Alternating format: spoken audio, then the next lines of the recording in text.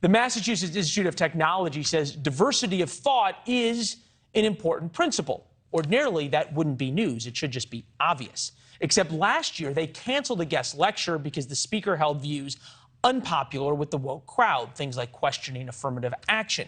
How dare MIT students face words or ideas they might disagree with?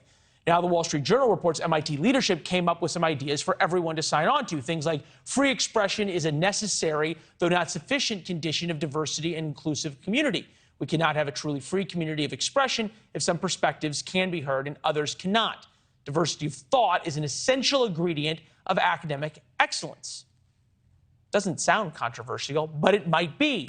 No surprise, there are serious questions if the faculty members at MIT will endorse it. Then, of course, the big question, will they live by it?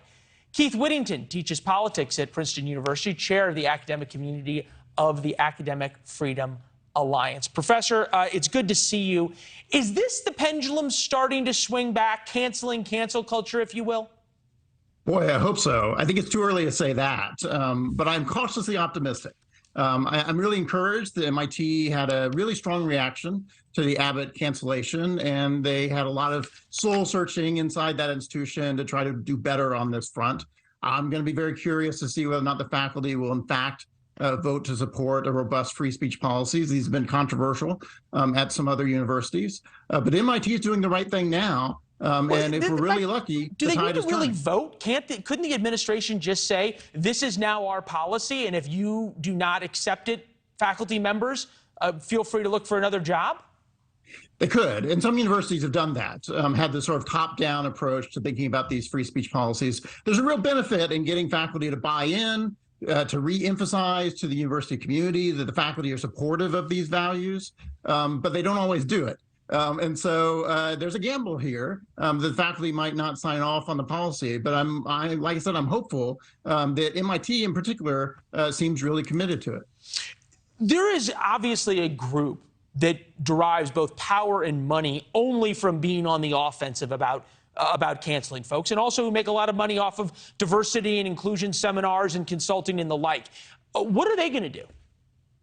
Well, there's going to be some resistance. I think they've been having this fight for a while now at MIT, and so it's not clear that those kind of critics have the upper hand at the moment at MIT. At lots of other institutions, though, they do have the upper hand, and they will resist their own universities going down the kind of path that MIT is going down now. I feel kind of fortunate that Princeton, a couple of years ago, voted for a policy of this type. The faculty adopted it. I thought that was a very healthy sign at Princeton. But I'm very discouraged by the number of universities where people simply aren't willing to adopt these kind of policies or very resistant to them. So I'm hoping MIT will join Princeton in being much more supportive of these free speech principles. You mentioned the universities that won't. Is it that they are just scared, or is it that their donors have not yet stepped up and turned off the cash spigot without having a free speech policy?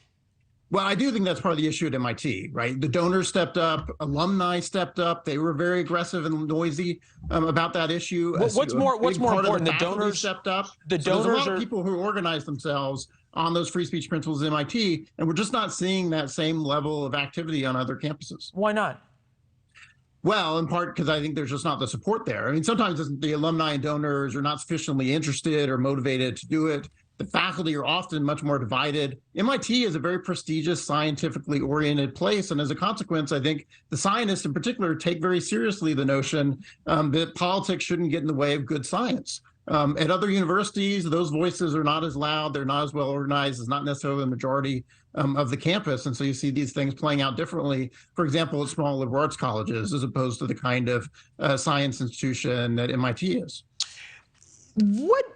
As you're looking at this, what is the future and what is the danger of not necessarily the scientific institutions, but the universities that still are resistant to this kind of free speech policy? For example, from the MIT Free Speech Alliance, we believe that protections for free speech, viewpoint diversity, and academic freedom have severely eroded at MIT. Many students, faculty, and staff are afraid to speak openly, fearing retaliation.